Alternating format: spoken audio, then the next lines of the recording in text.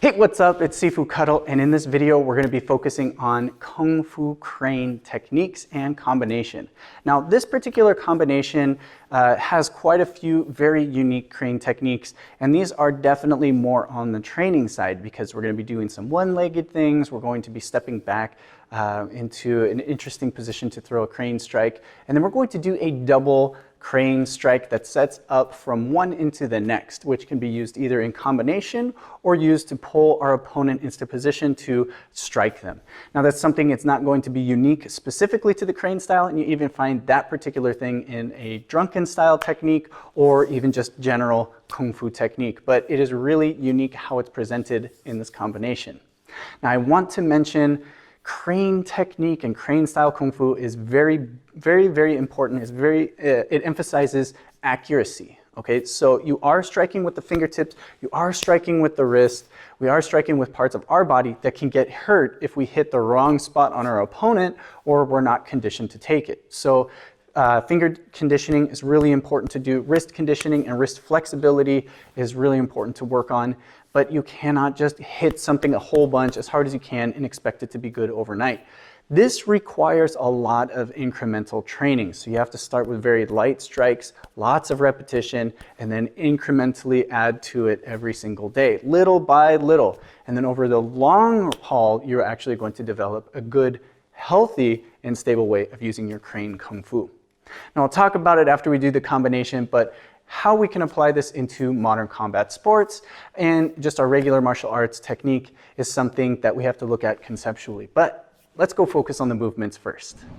To start this combination, we're going to pick up our leg right away. Crane is about balance. It's good training to develop waist rotation and keeping our shoulders over our hips when we strike.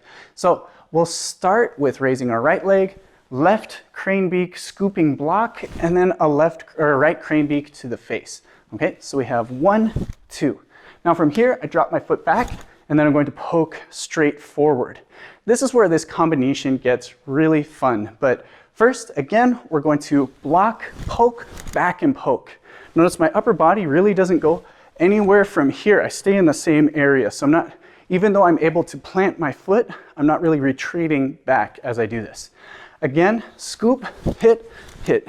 Now, I'm going to advance forward. So I'm going to twist, throw one from the ear and hit, and then I'm going to scoop back towards me, step forward and hit with the crane beak. Okay, so again, from this position, I throw from the ear, scoop, hit, using the body to step in and hit forward, adding extra weight behind this one. Okay, so again, scoop, hit, drop back, throw from the ear, scoop and hit.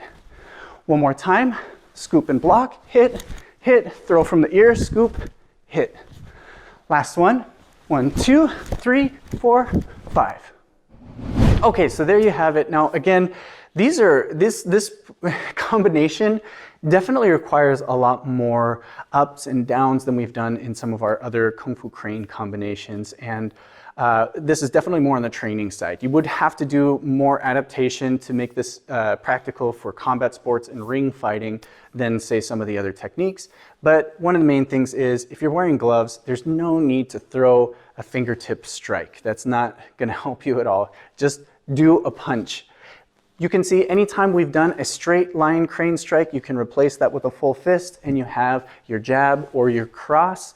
The crane neck strike, you can just throw in a regular punch as well, or you can start throwing in different types of punches to match that. The last thing is that I really want to point out, and I think it's one of the true essences of this technique, is when we do the scoop and then hit. This can be 2 strikes separate. I hit, scoop, hit, or I can use the first one to catch and pull my opponent in for that second strike. Now this is something you can do with gloves on. You don't have to have a crane to do this. You just scoop and catch. We can come out of a hook and then try to come back with the back fist, or you can pull them in and either turn the fist over or come back through with the back fist, just pulling their guard if they tense up. So this is a nice way of adapting it into combat sports. Now, if you are trying to make this a serious part of your training, what I suggest is what I do with my students. If you were a private lesson student with me or a group class student with me, we would go over first the technique. We would go over the direct applications or the textbook applications just so you understand the movements and the meanings behind them.